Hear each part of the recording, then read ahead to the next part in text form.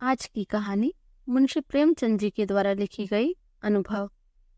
मेरे स्वामी को 1 साल की सजा मिली है। उनका अपराध सिर्फ इतना था कि 3 रोज पहले जेठ की तेज गर्मी में उन्होंने कई राष्ट्र सेवकों की पानी व शरबत के साथ खातिरदारी की थी। मैं उस दौरान कोर्ट में खड़ी थी।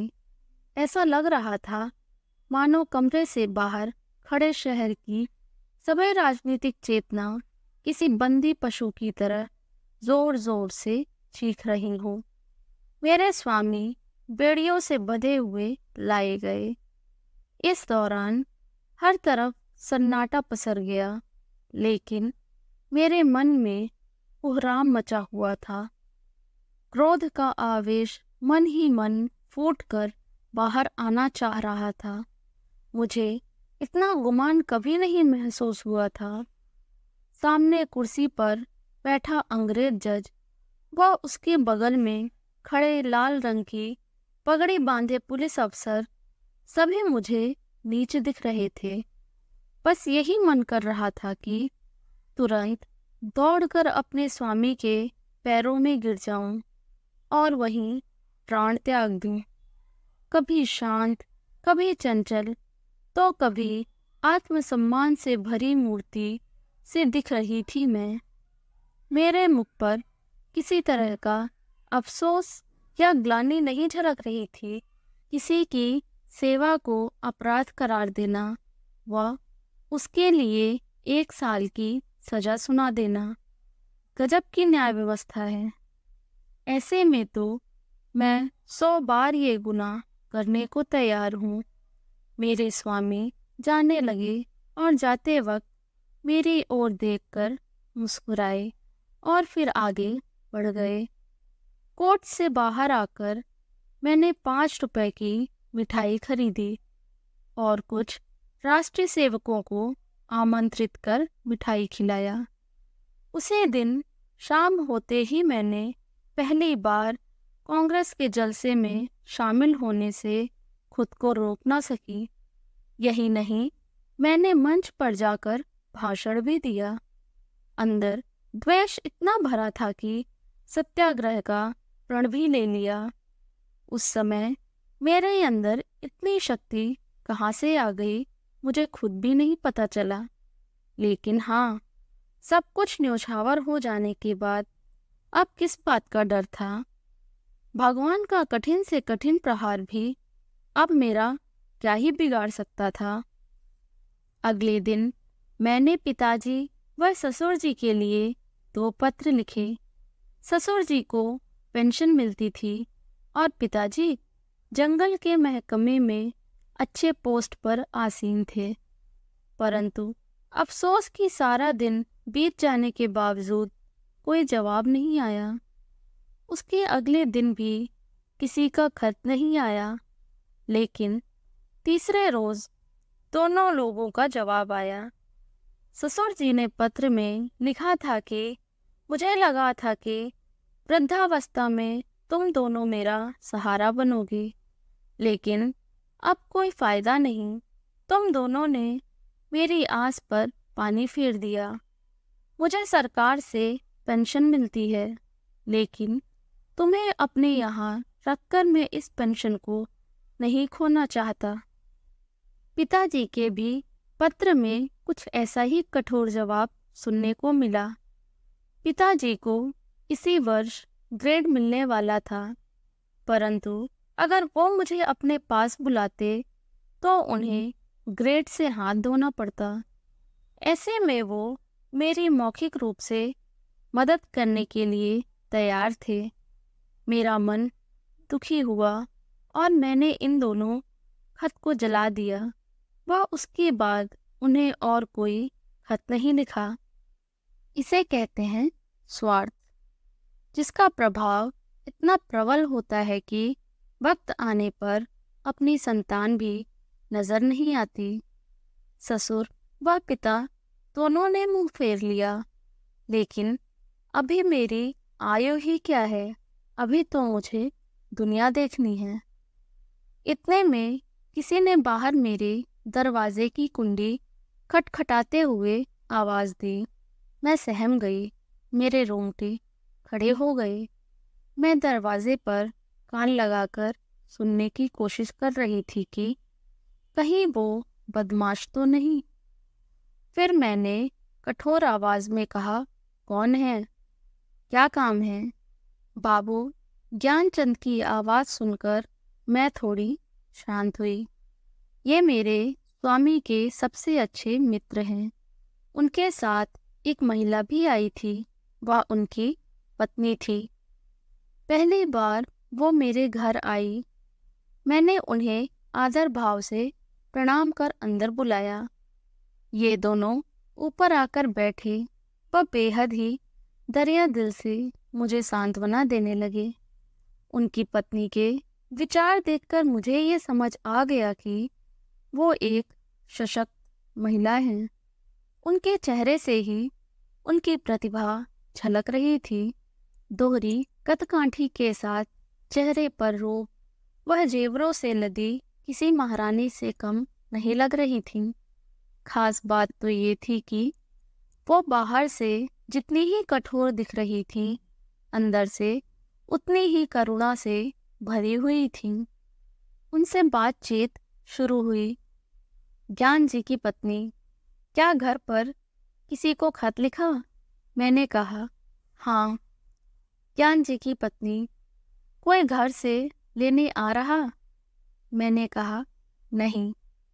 पिताजी व ससुर जी में से कोई मुझे अपने साथ रखने को तैयार नहीं। ज्ञान जी की पत्नी, तो फिर आगे क्या करने का सोचा है? मैंने कहा, फिलहाल के लिए तो यहीं पर हूँ। ज्ञान जी की पत्नी, हम दोनों के साथ हमारे घर क्यों नहीं चल रही हो? अकेले मैं तुम्हें यहाँ नहीं रहने दूंगी। इस दौरान खुफिया के दूत घर के बाहर डटे हुए हैं। मुझे आशंका हो गई थी कि ये खुफिया के दूत ही होंगे। ज्ञान जी ने अपनी पत्नी की ओर देखा और पूछा, मैं तांगा ले आऊं? ज्ञान जी की पत्नी ने इशारे से आज्ञा दे दी। ज्ञान जी तुरंत द्वार की तरफ चले। तभी ज्ञान जी की पत्नी ने बोला, रुको, कितने तांगे लेकर आओगे? ज्ञान जी घबरा कर बोले, कितने? ज्ञान जी की पत्नी, हाँ कितने? एक तांगे पर सिर्फ 3 लोग ही बैठ सकते हैं। बाकी का सामान, बिस्तर, बर्तन आदि कैसे जाएंगे? ज्ञान जी, फिर 2 ले आऊं? ज्ञान जी बोले। ज्ञान जी की पत्नी, एक तांगे पर कितना सामान जाएगा? ज्ञान जी, फिर ठीक है, 3 ले आता हूँ। ज्ञान जी की पत्नी, हाँ तो जाओ भी, अब इतनी देर क्यों कर रहे हो? जब तक मैं कुछ कहती तब तक ज्ञान जी निकल गए। मैं संकुचाते हुए उनकी पत्नी से कहा, मेरे आने से आपको तकलीफ होगी। कठोर वाणी में ज्ञान जी की पत्नी ने बोला, हाँ तकलीफ तो होगी। तुम किलो भर आटा खाओगी, घर की एक जगह भी घेर लोगी, ये सब क्या कम कष्ट है? इतना सुनकर मैंने कहा, क्या बहन आप भी? उनकी पत्नी ने मेरे कंधे पर हाथ रखकर बोला, जब तुम्हारे स्वामी वापस आ जाए तो मुझे अपने घर में रख लेना, हिसाब बराबर हो जाएगा। अब ठीक है ना? तो चलो सारा सामान बांध लो। ये सब देखकर बिल्कुल सपने जैसा लग रहा था। इतनी उदार स्त्री मैंने आज तक नहीं देखी थी। मुझे उनमें बड़ी बहन दिख रही थी। ऐसा लग रहा था जैसे क्रोध व चिंता जैसी चीजों पर उन्होंने काबू पा लिया है। हर वक्त उनके मुख से मधुर वाणी निकलती थी, जैसे मानो सरस्वती का वास हो। उनकी कोई संतान नहीं थी, लेकिन फिर भी वो दुखी नहीं थी। घर का सारा काम वो स्वयं करती और बाहर के काम के लिए एक लड़का रख रखा था। आश्चर्य तो इस बात का था कि दिन भर मेहनत करने के बाद भी वो कभी आराम न करती।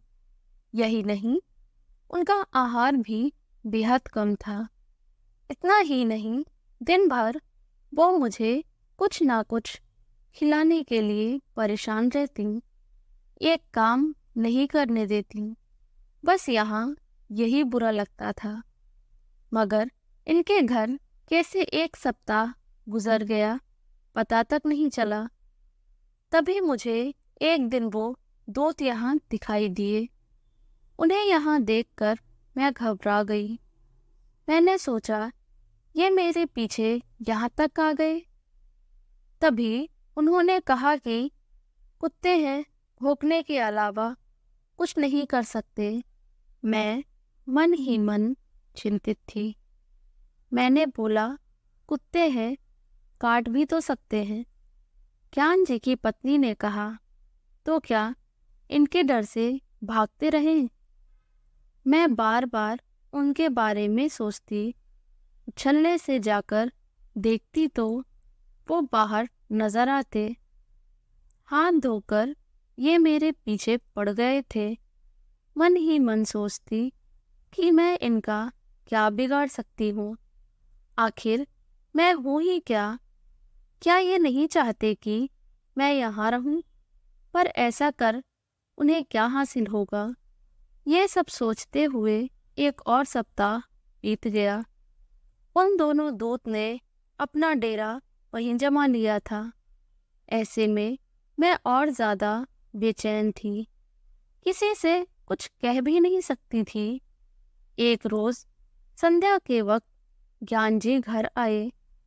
घबराए हुए नजर आ रहे थे। मैं बरामदे में सब्जी काट रही थी।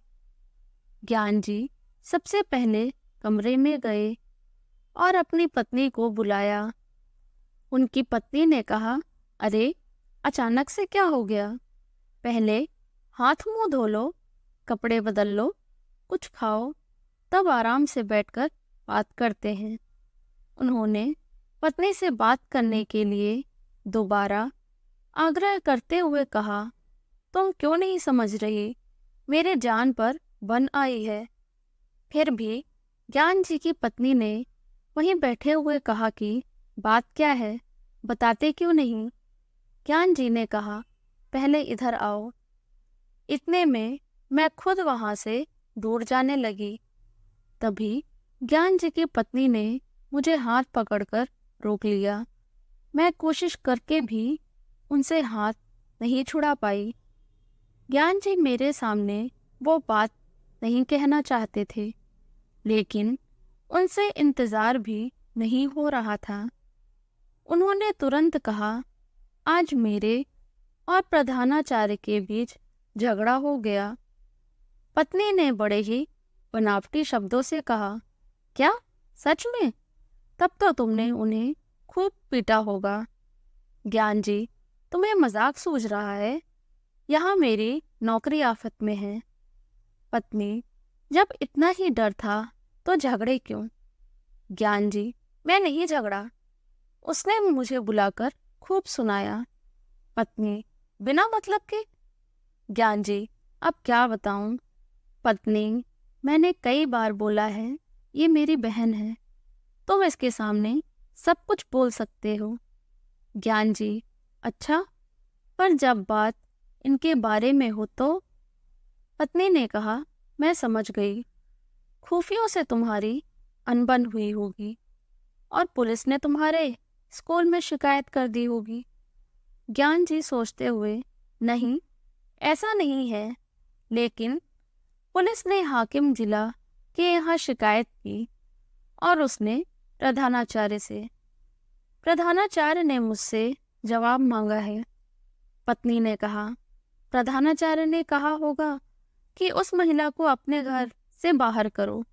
ज्ञान जी, हाँ, कुछ ऐसा ही समझ लो। पत्नी, फिर तुमने क्या कहा? ज्ञान जी, फिलहाल मैंने कुछ नहीं कहा है, वहाँ कुछ समझ नहीं आ रहा था। पत्नी ने गुस्से में कहा, जब तुम इसका जवाब जानते हो फिर सोचना कैसा? ज्ञान जी सहम कर बोले, मैं ऐसे अचानक कैसे बोल देता। पत्नी गुस्से में बोली, जाओ अबे जाकर अपने प्रधानाचार्य से कहो कि मैं उसे नहीं निकाल सकता, और अगर ना माने तो नौकरी से इस्तीफा देकर घर आना। अभी तुरंत जाओ। मैं अपने आंसू नहीं रोक पाई। रोते हुए मैंने कहा, बहन ये सब क्यों?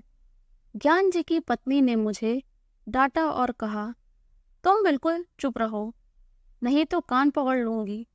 तुम क्यों बीच में बोलती हो? हम जब भी रहेंगे तो एक साथ ही रहेंगे। अगर जिएंगे तो साथ, मरेंगे तो भी साथ। पति को सुनाते हुए कहा, इनकी आधी उम्र बीत गई, लेकिन इन्होंने कुछ नहीं सीखा। अब खड़े क्यों हो? तुम्हें बोलने में डर लग रहा है तो मैं जाकर कह दूं? ज्ञान जी ने गुस्सा होकर बोला, कल जाकर बोल दूंगा। इस समय पता नहीं वो होगा भी या नहीं। इधर पूरी रात मैं नहीं सो पाई। पिताजी व ससुर जी, जिसे दोनों ने ठुकरा दिया हो, उस दासी को इन्होंने इतनी इज्जत दी। ज्ञान जी की पत्नी सच में किसी देवी से कम नहीं है। अगले दिन ज्ञान जी निकल रहे थे, तभी पत्नी ने कहा, जवाब देकर आना। ज्ञान जी के जाने के बाद मैंने कहा, बहन तुम ये सही नहीं कर रही हो। मुझे ये बर्दाश्त नहीं हो रहा कि मेरे वजह से तुम्हारे परिवार पर परेशानी आए। ज्ञान जी की पत्नी ने हंसते हुए कहा, हो गया या और कुछ बोलना है? ज्ञान जी की पत्नी ने पूछा कि अच्छा ये बता कि तुम्हारे स्वामी आज जेल की सजा क्यों काट रहे हैं? बस इसलिए क्योंकि वो राष्ट्र सेवकों की सेवा कर रहे थे। आखिर राष्ट्र की सेवा करने वाले वो लोग कौन हैं? ये हमारे लिए क्यों संघर्ष कर रहे हैं? इनका भी तो परिवार होगा, कारोबार होगा, पर ये सब त्याग कर वो हमारे लिए लड़ रहे हैं। ऐसे लोगों की सेवा कर जेल जाने वाले तुम्हारे पति भी किसी वीर से कम नहीं। ऐसे वीर की पत्नी के दर्शन मात्र से ही आत्मा तृप्त हो जाएगी। फिर मैं नहीं तो मुझ पर एहसान कर रही है। मैं चुपचाप उनकी बातें सुनती रही और कुछ बोल नहीं पाई।